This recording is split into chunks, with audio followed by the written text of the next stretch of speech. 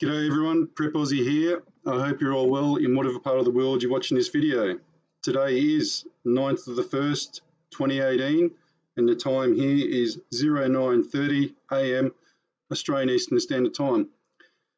Well folks, if you remember, I said that I was going to have a featured guest interview this week, and I'm more than happy to say that it's David Morgan from the Silver Investor. David runs the Morgan Report as well. Both are extremely important in my mind in the financial world and for people to learn financial management.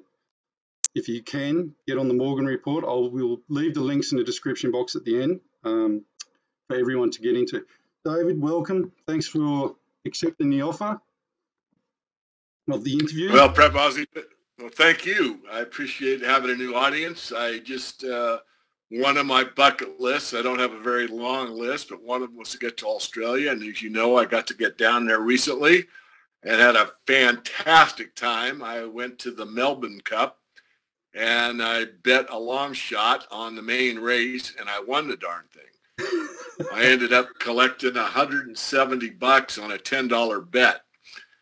And I was about the only one at the window because very few people bet that horse. Well, Australia's been good to you then. Oh, very good. And actually, as we're talking, I got an invite to come back and speak at another precious metals conference in Australia. And I have to read the details. It's a long trip, and I don't mind.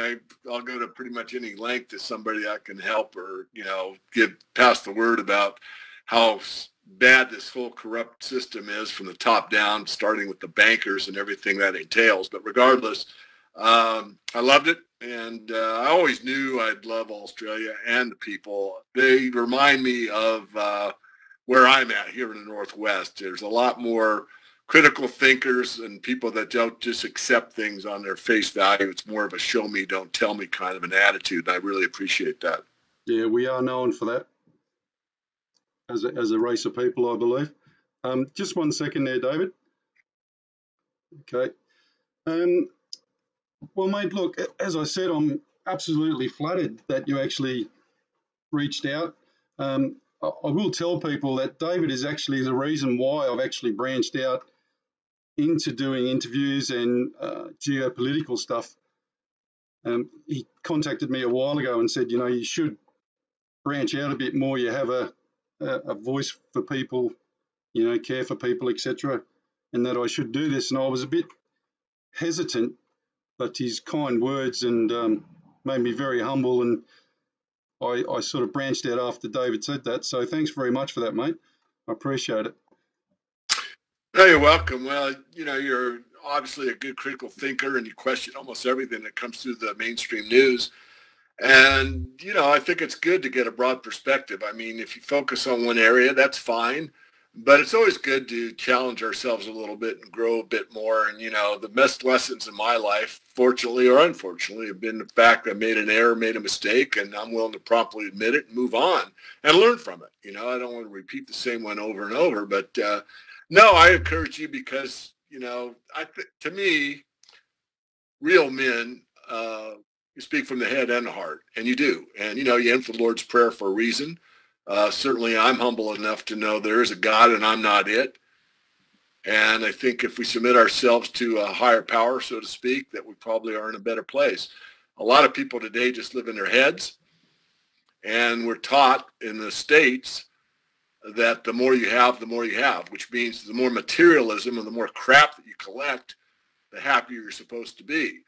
And speaking from having that attitude as a youngster and outgrowing that a long time ago, I've come to realize it's really what you give to others that makes your life worth living. And, of course, that's one of those things you hear about when you're younger. And I'll speak for myself. And I thought, how trite, how ridiculous. I mean, how could giving something to someone be, generate happiness? Of course, with life's experience, I've learned it's absolutely true. So a lot of times when I go on these speaking assignments, people have a misperception that I get this huge speaking fee and none. Sometimes I get a fee, sometimes I don't. Most of the time, I don't. A lot of the time, it's on my cognizance to come up with the airfare and the hotel. Not every time. Most of the big trips like Australia, they pay for my airfare and give me a place to stay, which is all I ask on a big trip like that. But on some of these smaller trips, I just make a decision to pull it out of my wallet and do it anyway. And I do that. Well, that shows that a true mark of the man, mate, if you want my honest opinion, to be able to actually do stuff like that in the position that you are, to reach out to people like that is amazing, mate, and I congratulate you on that. Thank you. I would actually like to. I know who you are, and a lot of other people know who you are, and obviously you're very highly credentialed in the financial field. But I would like to ask you, not the usual question, if you don't mind, as regards to, we all know the financial world's collapsing and, it's just being pegged up by a couple of sticks here and there, so to speak. But what does someone like David Morgan do that prepares him for what's coming? Personally, mentally, physically, spiritually, and obviously financially. Sure. That's a great question. And, I could be long-winded, but I'll try to make it succinct. First of all, what I teach is primarily around the financial system. And I was very fascinated by money from a very early age. Don't ask me why, but I just was. And some of these people may or may not know me, so I'll just go from the beginning. I was 11 years old when the coinage in the United States changed from 90% silver coins to what I call the Johnson slugs. And that really impressed me because I'd saved up, 5-cent allowance that I got for water in my dad's orchard and doing some other chores. And one day I got this Cupro nickel quarter, and I sensed this thing cannot be worth all these silver quarters I've saved. And of course I was correct, but most adults didn't pay any attention to that. Now, at that time, I didn't say I'm going to be heavy in the silver market, or I didn't know what I was going to do for a living. I was 11 years old, but I did note it. So anyway, my fascination with money sprang from there, and I started looking at it more and more, and I discovered, how corrupt the banking system is, and the Federal Reserve isn't even federal. And I used to tell people that, and that was before the internet, way before the internet. Of course, I got laughed at. Most people thought I was full of it because even though it's a provable fact that it's a private corporation, if you don't have the internet to instantly give them a link and prove it to them, you kind of get, let's say, put to the side. So moving on to the financial arena, I want to make one thing very clear to everyone, and that is that my basis of my work has a big presupposition in it. And the big presupposition is that as this collapse continues, that there will be some financial systems that are still operating, and that you need precious metals to navigate through that. Now, it's possible that there could be a complete meltdown of the financial system for some given amount of time. I mean, that's happened in the past where the stock markets were basically shut off and the banks were closed. And if that is the case, if you have what I teach, which is some precious metals, particularly silver, you could, not necessarily would, be able to trade for food, for electricity, for, goods and services. And I say it with some authority because, one, that's been shown to be true throughout history. And secondly, we only have to look as far as Venezuela right now, where there's an article up a couple days ago that talked about being able to get medical care if you had gold coins, but if you didn't, good luck. Yeah, I did actually see that. It's an absolute disaster. Is probably the only word that you can call Venezuela at the moment, isn't it? It's a disaster. So let's go a step further, and more importantly, so let's say that's sort of the top of it is being financially prepared. What you really need to be, I think, is to be spiritually prepared, which means a lot depends on your attitude. A lot depends on your skill set and your ability to be mentally prepared. One of my favorite expressions, prep, as you know, is chance favors the prepared mind. And since you're all about prepping and you have a group there that you meet, physically with and help each other and learn from each other and all those things, you need community. First of all, let me digress and say the lone wolf with a bunch of gold, a bunch of food, and a bunch of guns is a loser. They're never going to make it. What you need some really good friends with hopefully a variety of skill sets, and then you can work together to improve your lot, however dire it may look. And again, coming back to the spiritual side, you've got to have an attitude that you can move into and say, my attitude is that no matter what, I can make things happen. I can work with others. And so, just go ahead. I said, I was going to say, I tell a lot of people when they ask me, they say, oh, I've got this, I've got that, and the first thing I always say to people is, well, have you got any friends? Because you can't do this on your own. Yeah. You will not be able to. In actual fact, I tell most of them, I said, I'll personally get a T-shirt printed with a target on it, and I'll send it to you if you plan on doing this on your own with your wife. You're just mad. It's just not going to work. Exactly. Yeah. Communities first. I say so really to prep properly, and you have to do what I do, is one, you got to have a water supply, and you've got to have food, and off enough to have stockpile of some food that's what I really eat, which is the best food to have. In other words, you don't want to go out and buy a bunch of canned spinach if you hate spinach, even if it's on sale. I mean, if you're hungry enough, you're going to eat darn near anything. But you really want to kind of look at what your lifestyle is now and kind of duplicate that out for, a month, 2 months, 6 months. I'd suggest a year if you can afford it. And it doesn't have to be done in one day or one afternoon or even 1 month. I have a fair amount of what I call, emergency food, which I have, in fact, I'll just give it a plug. I don't think they'll mail to Australia, but if you go to silverprepper.com, it's a URL I have for emergency food. It's pretty expensive.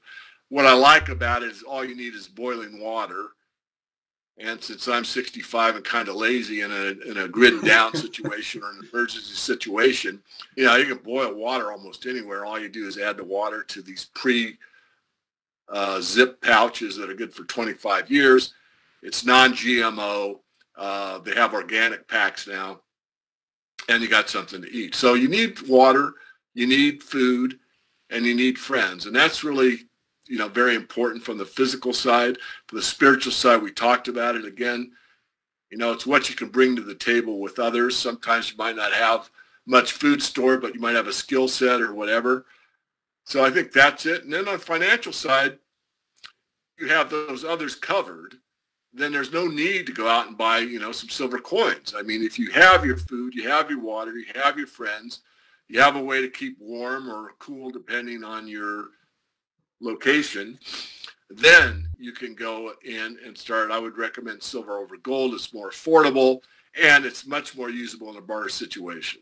And that's how I would do it. And that's how I do it personally. Now, as far as the power thing goes, I have been looking for years to put solar, a minimum amount of solar out here on this ranch I live on. And I finally watched another prepping channel that did an interview with a gentleman that runs a company, and it's a EMP-proof solar system. And I'd always thought to myself, if there was a CME from the sun, or an EMP strike, or just a grid down for whatever reason, and we've had grid downs here in the Northwest. I've had winters where I had about 2 weeks with no power whatsoever at all, and had to rely on my generator to get some power going. So it happens.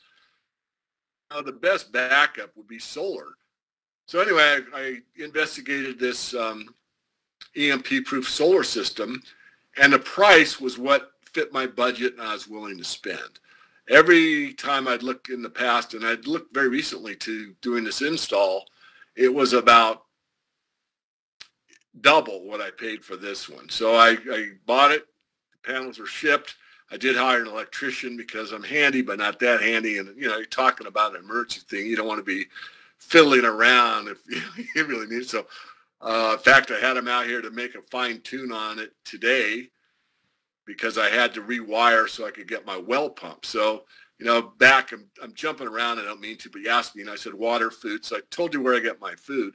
Water, I on a well, and that's deliberate. When I bought up here in the Northwest to be more remote, because I can run my business from anywhere in the world, I chose a site that has a fair amount of acreage.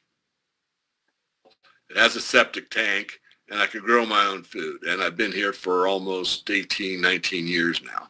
And I have all that stuff. And so I've got a hand pump on the well, but obviously with the solar panel system, I just put in this emergency inverter so that I can, not have to go out there in the snow and pump water. It does it automatically, even in the winter, because I've got enough solar to run my computers, pump, to run a couple lights in one of the bedrooms, and that's about it because it's emergency. And it's a prep. I was going to ask you. Go ahead. I was going to say to you, I want to ask you one question, but I was going to say to you, people have a misunderstanding as regards to, this is my opinion, from what the emails and comments I get back every time I mention, you should have some silver or gold. And, people write back to me all the time saying, well, in the Bible, it says you'll throw the gold out on the street and everything else and, blah, blah, blah. And that's fine. I understand that. But what I'm trying to get to here is I always say to people, well, if you can't afford an ounce of gold or you can't afford a full, I can't understand why anyone would want to carry around or have a full block of gold at their house or, a bullion of silver or bullion of gold or whatever. My advice to people is always, well, keep it simple, stupid. Go down to the jewelers, local jewelers, and buy gold chains or silver chains, because you can actually now get silver from the jewelers at 93, 95% pure. The reason I say that is because in olden days, and I'm talking way, way back here, the tribal elders used to wear gold chains or silver chains, and that was a measure of their wealth. And the reason they used to do it was because it's very easy to transport silver chains, gold bracelets, silver bracelets, etc. So I always say to people, well, if you can't afford it, go down to the local jewelers when they've got a sale on and buy heavy linkage chains, because you can actually break them apart if you have to. Do you think that's reasonable advice? I think it's absolutely excellent. I'll tell you why it's excellent. I was referring to a friend of mine over in Idaho, next state over, that's a pretty big prepper. Dialogue from a guy from Argentina during the 2000 financial crisis. And he talked about, having a gun when he went into town for protection.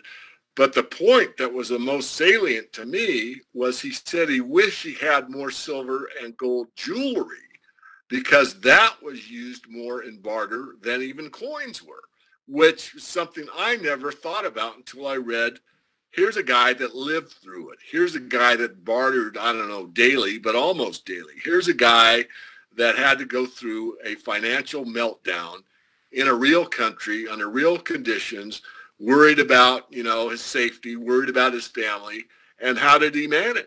And he managed with using his head, and he managed with using silver and gold jewelry, and primarily silver jewelry. So when I read that article, I got that aha moment. It's really smart. Yeah. Since that time, I usually wear a silver chain and a gold chain wherever I go when I travel, even if it's just to Canada, because you never know where you could be with, like you said, a bank failure or whatever. And I'm not paranoid. I'm not, first of all, once it's on, you don't even think about it. Secondly, especially on the gold side, and you can do it with silver, as you said, you can actually break off a piece. And they actually make chains now, will break off it fairly easily. I mean, you don't want them to break on their own, but you could break off a piece or two or three and start paying off in grams or whatever. I won't mention his name because he didn't give me permission, but he is in the same world as I am. He writes in the financial sector, writes primarily about gold and silver investing. And he went to South Africa for a mining tour, and the cab driver took him out in the middle of the boonies and was going to roll him for his money. And he did.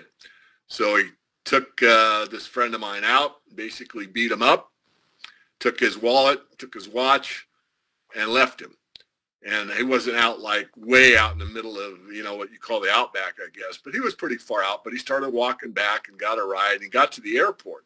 Well, the guy didn't know he had this solid gold chain on his neck. The guy missed that. So this friend of mine got up in the airport and said, I need a ticket home to, whatever state he's flying to. And this chain, today's gold value is $2,400. And my ticket is $900. Who will buy me a $900 ticket for this gold chain? And someone did. So that's how he got out of it. So if you think this stuff is ridiculous, think again. Now, does that happen every day? No. Does it happen once a year? I don't know. What I do know is that taught me a valuable lesson, because I like bets where you can't lose. If you buy extra food and everything I say about the direction we're going is wrong, or it's not going to happen for another 5 years, which I doubt, there's no harm in doing it. If you have the wherewithal to buy a gold or silver chain or 2 or 3, do it, because it's not going to hurt you in any way, but it could prove very, very practical. So thanks for bringing up that point. And I would have missed it. If I hadn't done the kind of study that I do, and always, starting off each day fresh and saying, I don't know very much, what can I learn today? And when I read that thing about the Argentina crisis, this is a big print. I printed this whole thing out. It's like 35 pages. Yeah. And on one of these many trips, it gave me something to read on the airplane. And the more I read on this thing, the more I go, wow, I learned that. I learned a lot from someone that actually went through the experience. It's funny.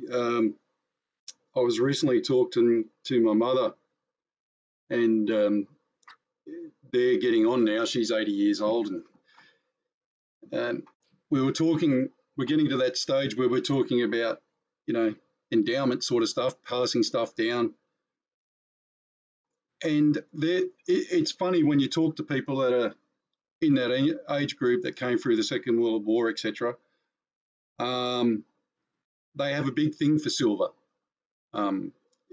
because if you look in most people's cupboards of that age, they've all got a silver set of knives, forks, spoons, and I mean heavy sets, like the proper pure silver sets, dining sets. And that's another really easy, simple solution, because in the Second World War, I believe that the majority of those were actually melted down for money, or to buy bread, to buy stuff, because they were pure silver. So that's just another example of, and people don't even realise they've actually got money in their cupboards at home if they've actually got endowment type stuff that's been handed down through generations. Some of that silver in your cupboard, folks, is actually either 100% pure or close enough to it. So it's worth a bit of money. So just remember that. Yeah, I'd like to chime in on that. There's a movie called Far and Away. It stars Tom Cruise and Nicole Kidman. Yep. And this epic talks about when they came over to the States from Europe, great big silver serving spoons. And that was all the wealth she brought, which was a fair amount of wealth. In the movie, yeah, they get stolen from her. But, again, I'm repeating back to you what some people don't think about, but absolutely. I mean, you've got sterling silver, that's 92.5%. And silver, whether it's in the form of a fork, knife, spoon, a chain, or a coin, it's still silver. I agree 100%. The one question I'd like to ask you, please don't think I'm trying to be insulting.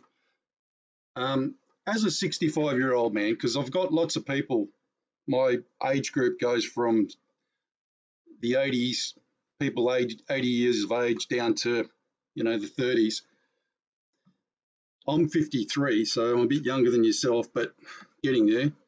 And I know what my physical capabilities are at 53. I'm not going to be running up and down hills and anymore and trying to do the calisthenics type of stuff for the younger generation now. But, I used to be a pretty handy kickboxer and boxer and, swimmer and everything else. I still do swimming, but that's about as much as I can handle now. So I'm my question would be to you, if you don't mind me asking, what does a 65-year-old gentleman do to keep himself mentally active and more importantly, because like you said, if this does come to pass, we wake up tomorrow, it's all good to be prepared. And as you said, mentally, physically, spiritually, you've got to get all this in alignment. So how does David Morgan prepare himself physically for the challenges that lie ahead that are coming? Yeah, well, it's going to be a long answer. First of all, I started doing triathlons when I was about 53, and I did them for about 4 years. And I did not do the Ironman distance. So let's be very clear. Triathlons come in all different flavors, meaning different distances. I did the Olympic distance, which is about a 1/3 Ironman, but I was doing it in my mid-50s. Mm-hmm. As far as what I do now, I walk and I still lift, but I do moderate stuff now. I mean, my strength level is not what it once was. Flexibility goes the older you get. At least that's been my experience. But no, I stay active. So I lift weights a couple times a week. I walk the dog just about every day. And one thing I don't do, I started doing again with my New Year's resolution, that's the stretch. The flexibility is kind of the main thing. My strength is okay, but a lot of it, again, is, chance favoring the prepared mind, meaning that when it comes to physical stuff, you kind of either can do it or you can't, but not being afraid to ask for help. But no, it's very important. I'm going to digress a bit and come back. So I also have a dog here, German Shepherd, 82 pounds.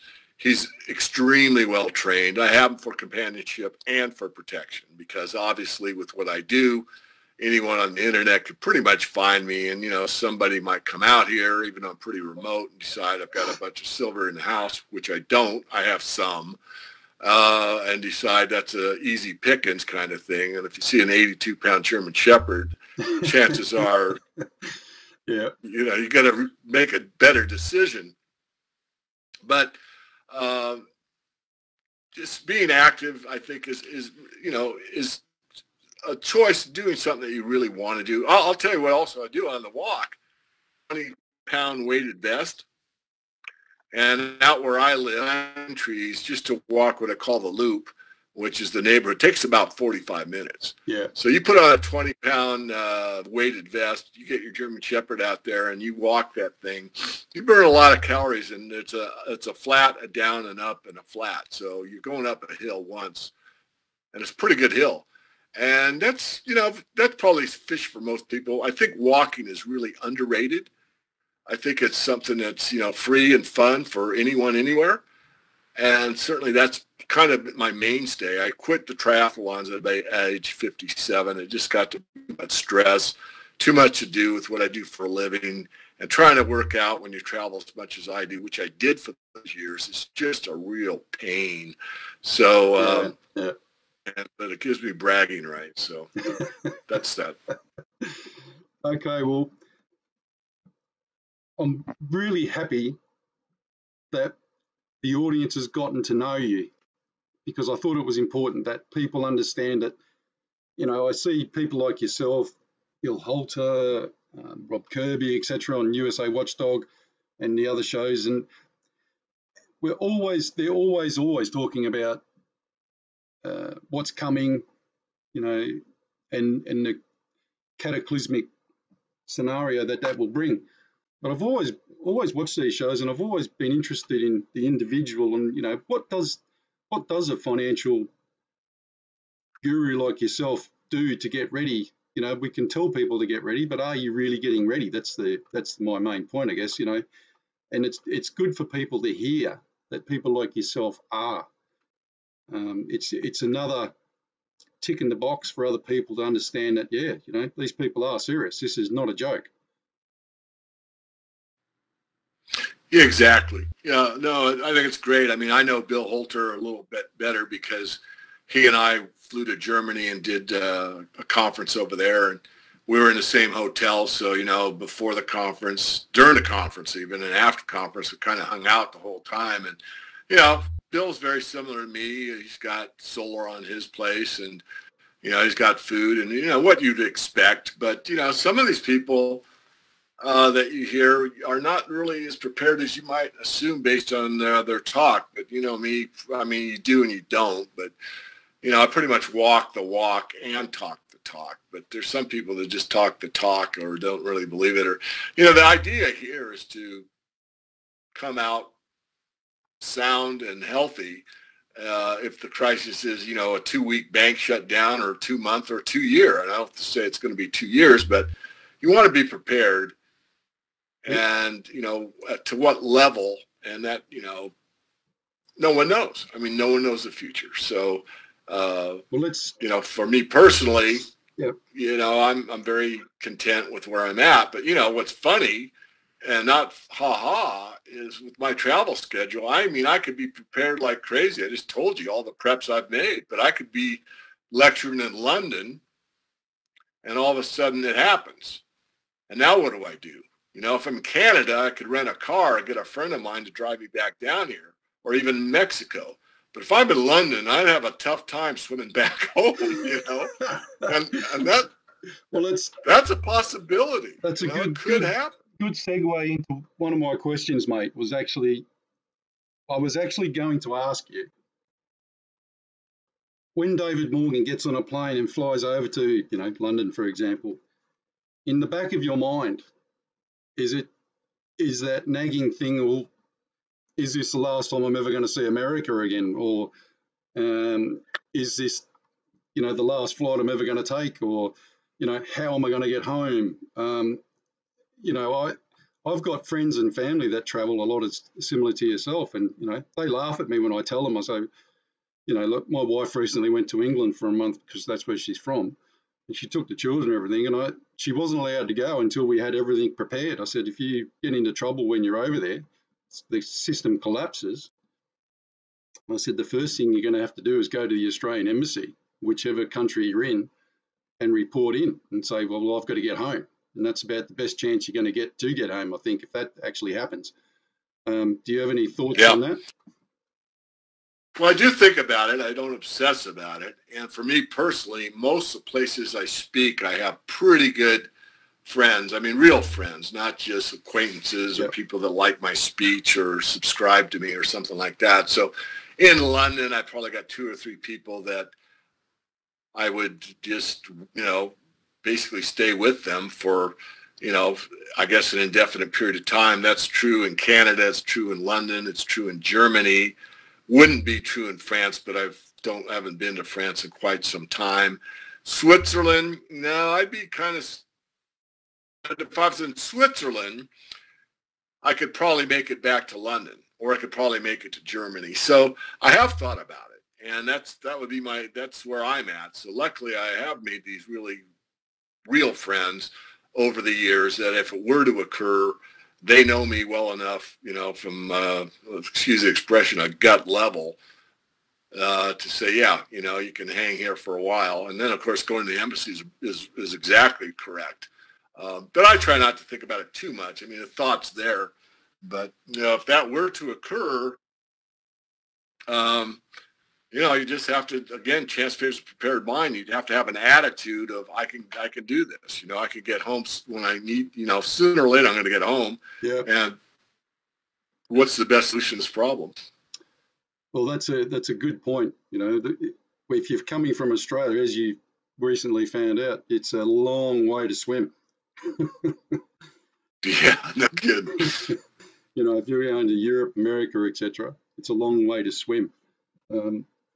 Let's just branch off a bit into what's going on in America at the moment, if you don't mind, and just your thoughts on the current counter coup that's currently going on in America, and how does David Morgan run his life at the moment, as a financial person in the current environment, political environment in the US, which I've got to say, when I grew up here in Australia, we had a saying here in Australia: if America sneezes, Australia catches a cold. Well, it's my number one worry at the moment is what's going on in America politically.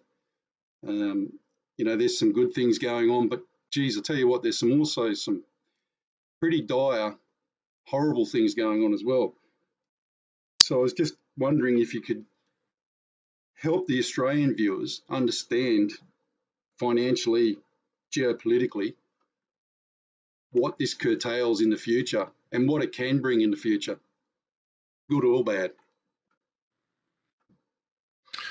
Well, I think start at the top and work my way down is probably the best. I mean, the first absolute is that as a financial person, you really are never supposed to say you can guarantee anything. I can't say, if you buy this stock, I guarantee it'll double in a year, or even on something that's quote unquote guaranteed, like a U.S. Treasury bill that pays like 2.8% or something. I mean, that's guaranteed by the Treasury. I guess you could say the word guarantee.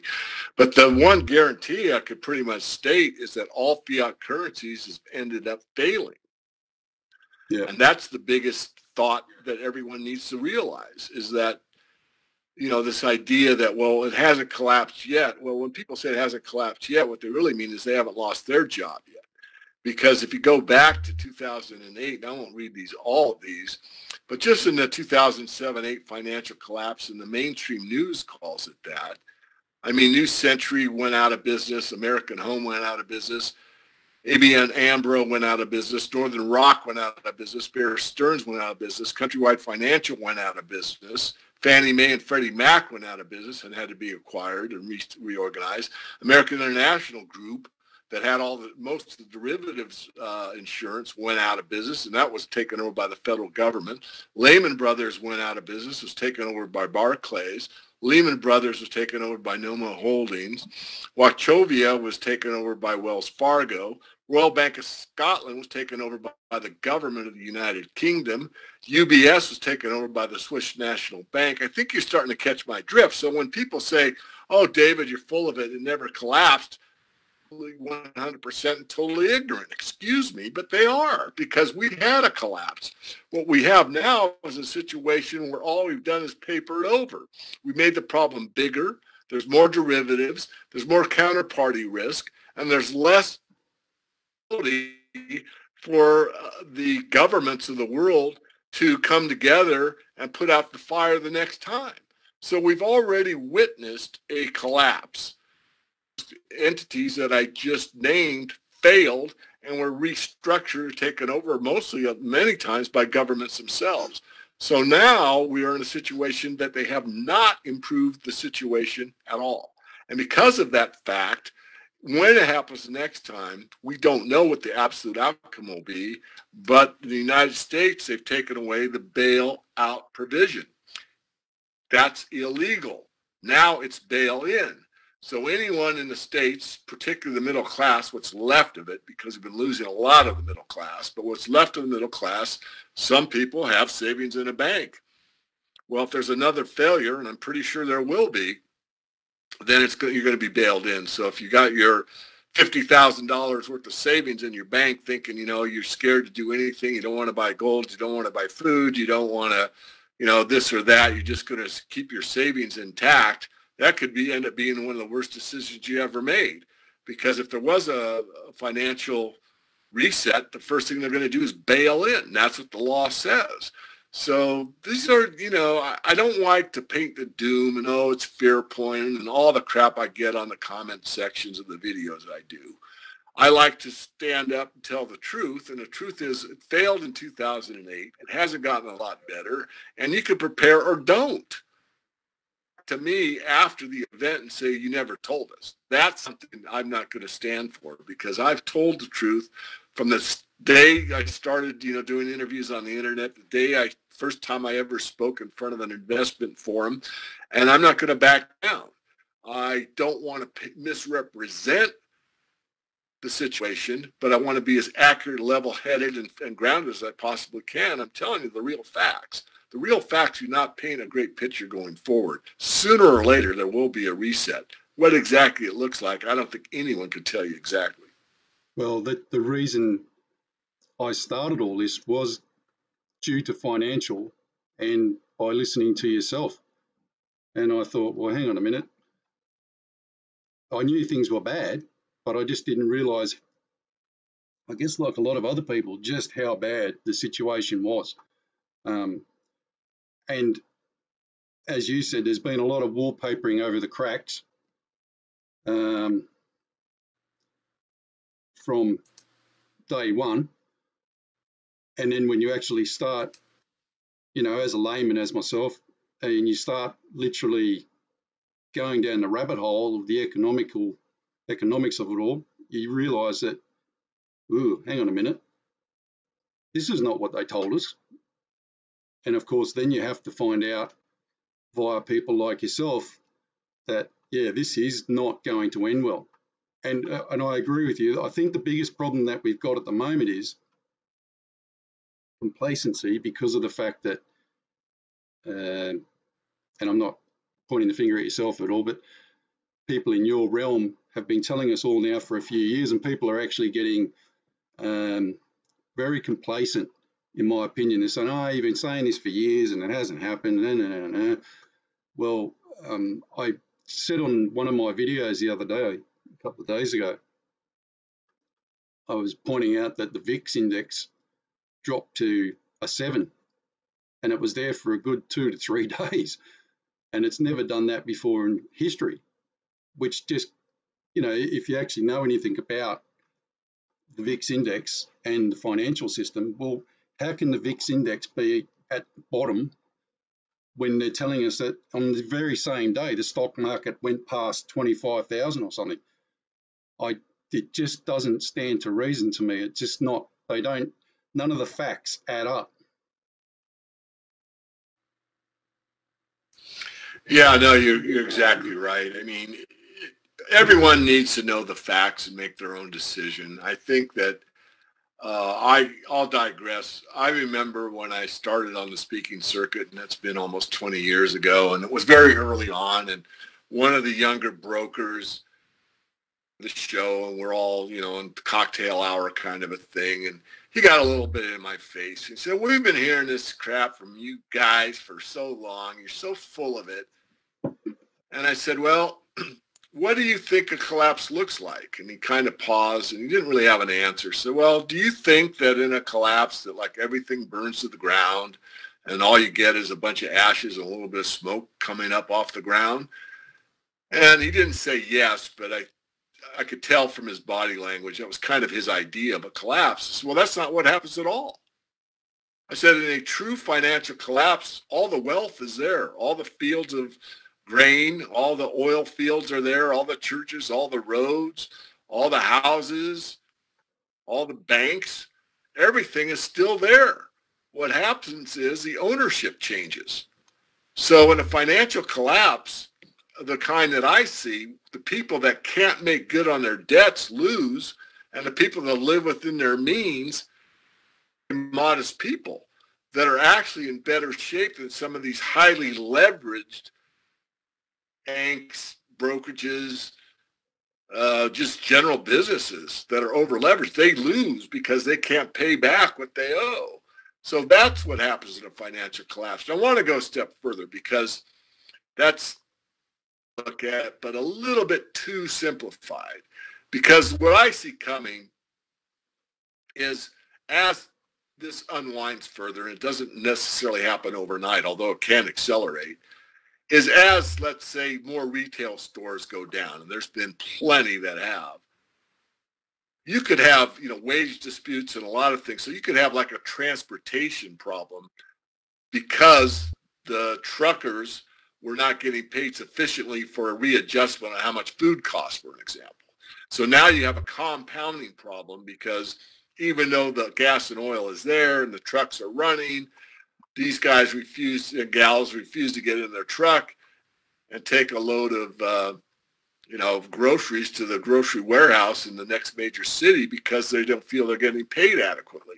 So these things start to compound, and just an example, so you can use your own imagination from there. But that's kind of what I see happening. Or it could go a different way. You could have wage problems because food prices keep skyrocketing, and in our government, we don't even put food in the inflation index. Something as critical as food and energy, they took out because they know what's coming. That's why.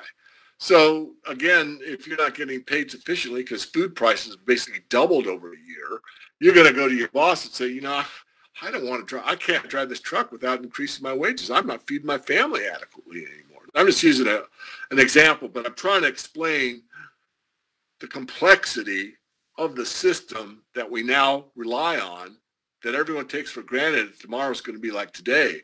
But what if it isn't? And we came very close in 2008. Most people don't realize how close we came to really shutting down the system. We really did get a lot closer than most people can imagine. I think they've done a fantastic job of covering it up myself. It's been very hard. It still is very hard to find any real relevant information as to just how bad it was.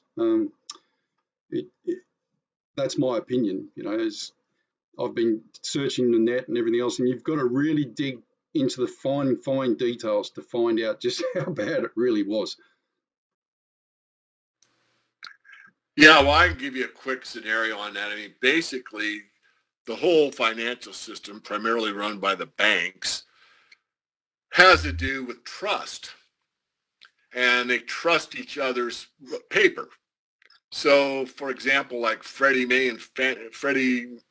Mac and Fannie Mae, I mean, this is mortgages in the United States backed by the U.S. government. I mean, this is like mortgages. I mean, this is like, it's backed by real assets, real estate, Well, that failed. And so all this paper failed across the board. In other words, Bank A did not trust Bank B's paper, and Bank B didn't trust Bank A's paper. So basically everything came to a halt. And when it comes to a halt, that's it. I mean, it's done. Yeah. So what happened was that the Federal Reserve, good, bad, or indifferent, I'm kind of neutral on this actually, said to Bank A, you don't trust Bank B's paper, Bank B doesn't trust your paper. Here's what we're going to do. You, Bank A, give me your paper and I will give you T-bills for it. Bank B, you give me your paper and I'll give you T-bills for it. Everybody trusts the United States government's, money, and the banks all say, oh, yeah, we trust the government's money. So what happened was, as you well know, but I'm trying to make it very simple for everyone to get it, is that all this bad debt, mostly mortgages, but there was other crap too, other bad paper, basically took it all on their books and gave out good money for bad, basically. And that is what kept it going. Now, if they didn't take the action they took as quickly as they took it, basically the whole thing was coming down to where no one was going to transact with anyone else. That's a scary scenario. Came close. One of the companies that you didn't mention, I'll just ask you to just highlight that a bit more. So now all that debt is actually officially owned by the US government. Is that correct? Well, officially owned by the Federal Reserve, which is a private bank that loans money to the U.S. government. So it's really on the sheet of the Federal Reserve Board, not on the balance sheet of the United States Treasury. Yep. But, when the bank, the Federal Reserve, loans money into existence to the United States government, who's on the hook to pay it back at value plus interest? Well, it's the U.S. citizen. That's who's responsible for it. The government doesn't pay it back. So indirectly, the citizenry is basically on the hook for all this bad crap, really, yeah. And that's a similar scenario, more or less, around the entire world at the moment, isn't it? Exactly, yeah. No, these banks aren't there for you. They're there for them. The whole system was about saving the banks, not saving the people. If they wanted to save the people, they would have structured it a lot differently than they did. They structured it to save the banks, and the banks are saved for the time being.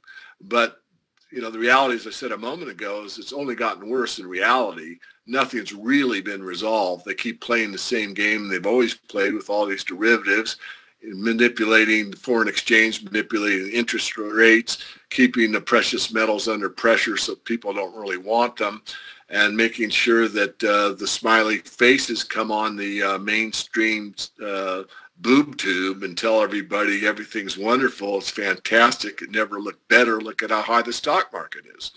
That's exactly what I said before. On the same day that the VIX was at a 7 handle, they were telling everyone that the stock market went past 25,000. Exactly. It's just, it's like walking through a hall of mirrors, really. Yeah. The last question, I've got my own take on this, but I want to hear your take, and I suppose a lot of other people would like to hear it as well. Is the big white elephant in the room is the cryptos. I personally don't believe all the hype on the cryptos. I don't have any.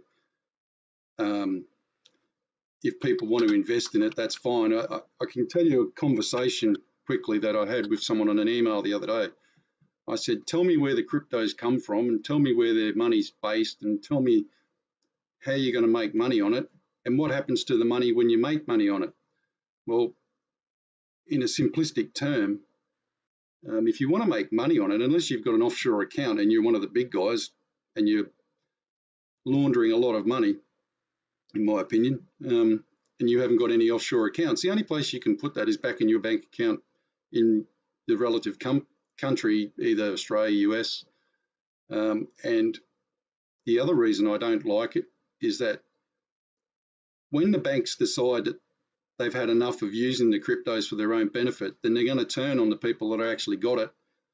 And I think there'll be some big bills coming down people's pathways in the future, because I wouldn't mind betting that any cryptocurrency that's put back into a bank, there's a special code that is done so at the moment. So people in the future will be astounded when they receive a bill from the tax department. That's my opinion. Like I said, I personally am not into it, but there is loads of people who are. What's your thoughts on cryptos moving forward or backwards or in the future? Well, I wrote an article, only one for the public domain. In my private work where people pay me, I express more direct views. But this article I wrote on March 14th, 2014, so, more than 3 years ago.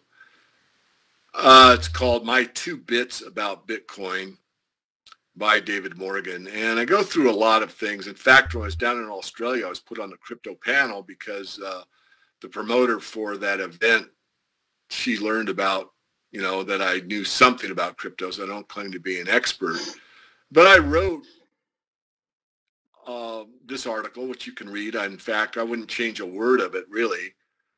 And one of the sections on it says, perhaps cryptocurrencies are best for governments, ? The trials and tribulations of Bitcoin notwithstanding, it seems unlikely that cryptocurrencies will disappear from the contemporary scene. What tomorrow's digital exchange media will look like, how their values will be determined, and how much privacy will remain after governments around the globe have inserted themselves into the inner working of these systems remains to be seen. I'd say that's pretty prescient based on about 3 years ago when I wrote that, because up till that time, everyone was saying they're anonymous, can't be traced, blah, blah, blah, blah.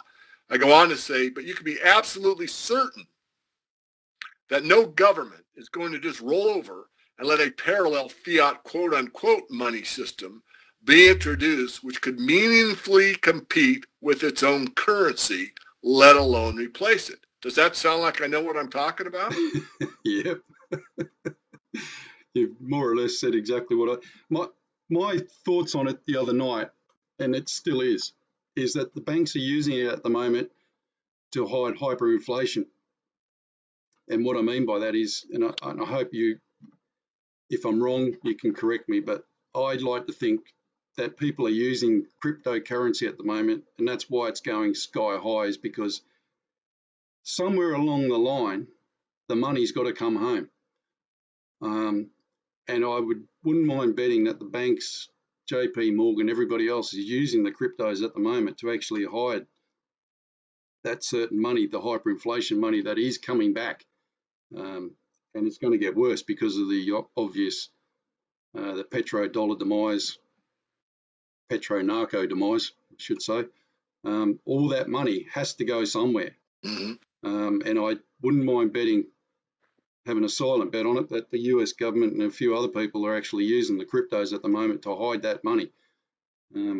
That's my thoughts on it anyway. Okay, well, I'm going to add on to that. I have a slightly different take, but I'm not saying you're wrong, that's for sure. Going back to this article, I'm going to address that and come back to your question. But, I started off this article saying, I've been asked about my viewpoint on Bitcoin, and my response is simply, I view these things from a totally free market perspective. I've often stated the market knows more than any of us, end quote. I would not want to be labeled a hypocrite by stating my conviction that real free market is capable of making decisions that are in the best interests of the masses, and then proceed to disparage Bitcoin through a personal bias. In other words, if the market says Bitcoin is the way to go, who's David Morgan to say it isn't? I would defer to the market. That's what I basically said there. Coming back to your point, I've always been for competing currencies, but one in Litecoin and Ethereum and on it goes. I think there's like 1,200 of these things now. So I'm for an alternative monetary system. I'm for a private monetary system. I'm for one that the people dream up on their own and agree to. I'm not against any of that. And so I think part of it is that story. In other words, early on, I think some people that are early adopters saw it as a way to have an alternative monetary system. The problem I had with the alternative is it's a fiat system. And secondly, it's not as many people think it's purported to be. So those are my criticisms. Again, that's in this article I wrote, almost 3 years ago, March 15, 16, 17. So it's almost 4 years ago I wrote this. Yeah. Yes, you're seeing some of what you said. I think prep is some of the money's kind of hiding out there, moving into it. It's an alternative currency, but with what's going on, as you stated, with the tax authorities jumping on it, people have been arrested for money laundering in the United States just by using Bitcoin. Guys have been thrown in jail for a short period of time just for transacting business in Bitcoin. The powers that be are basically clamping down more and more the last couple of months. I mean, again, I'm free market. Like, if you made a bunch of money in it and you're happy with it, good for you. As far as I'm concerned, there's too many detriments to it.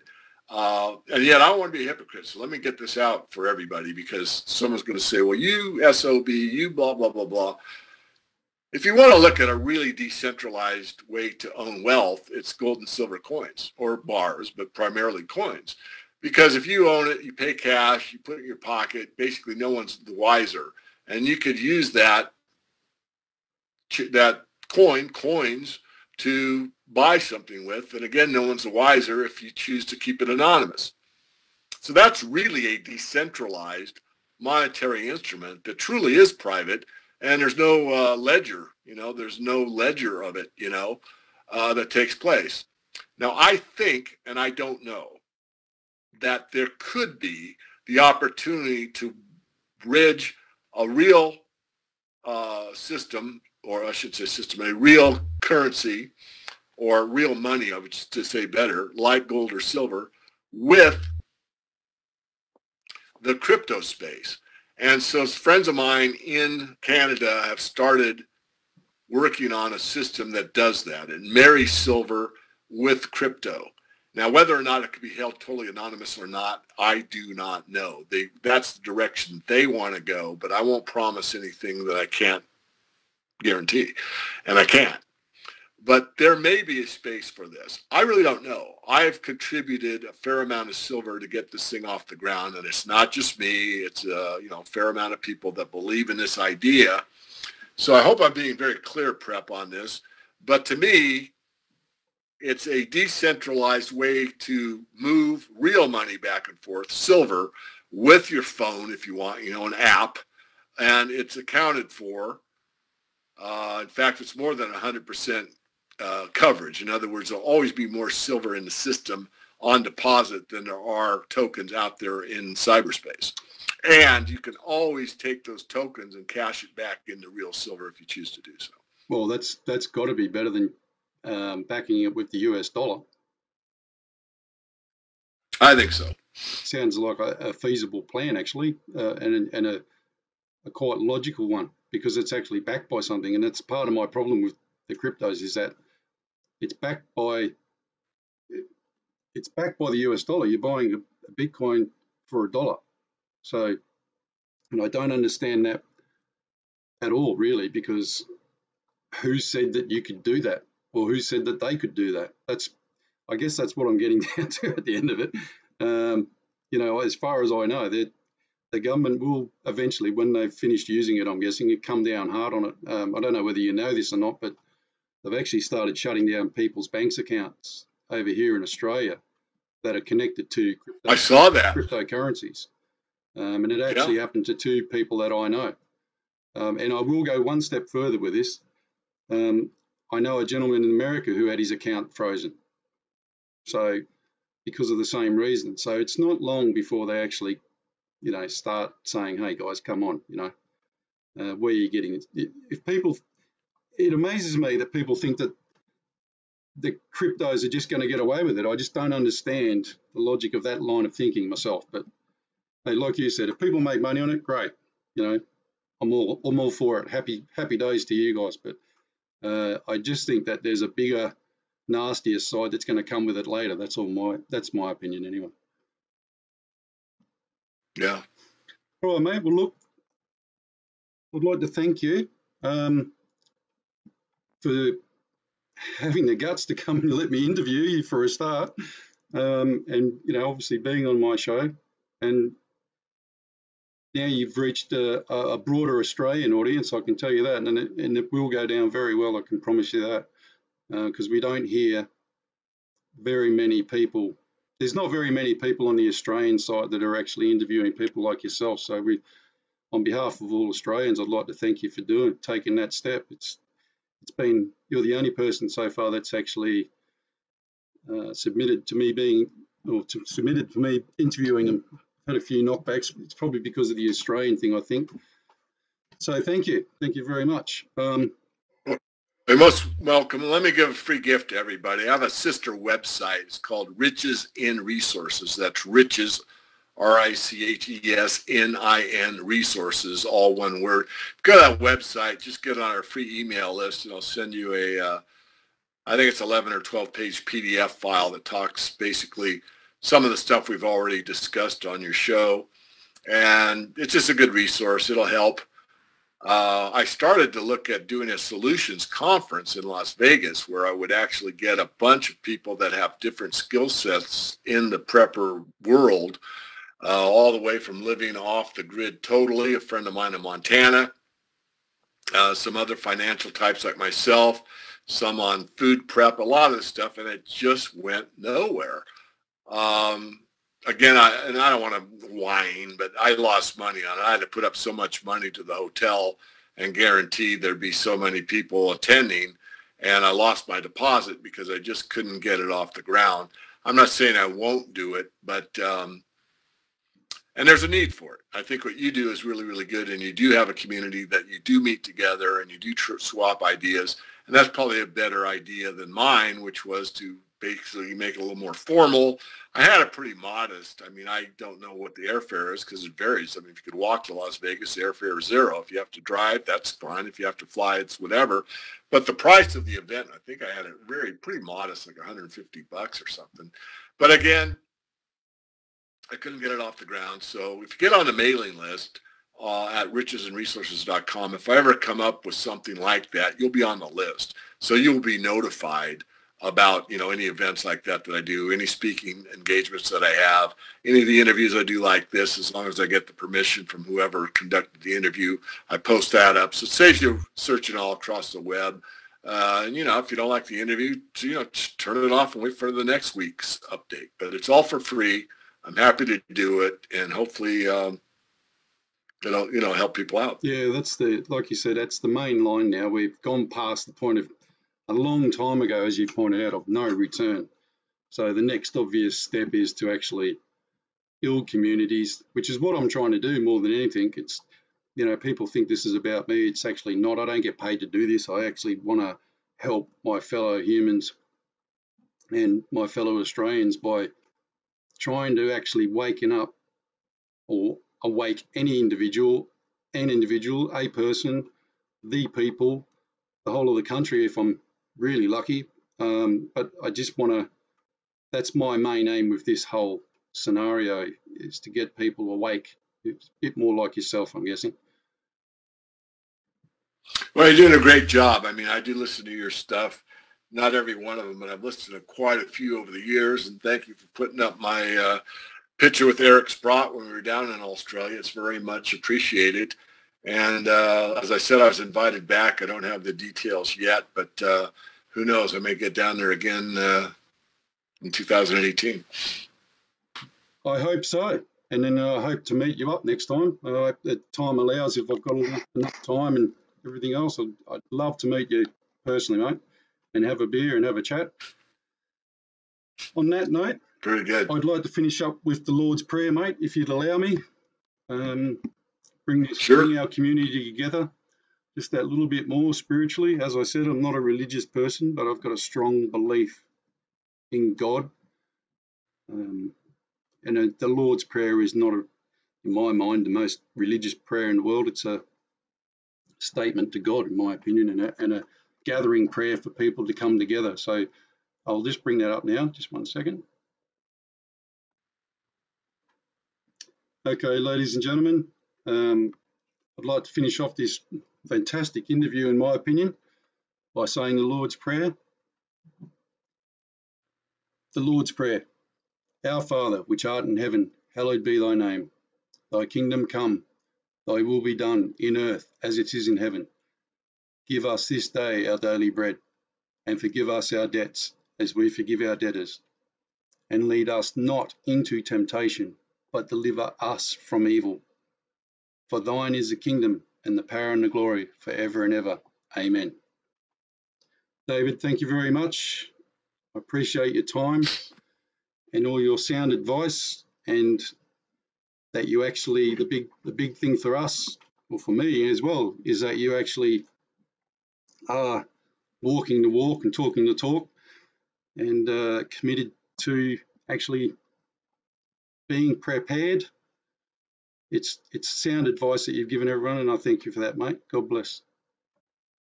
God bless you as well. Thank you for the opportunity.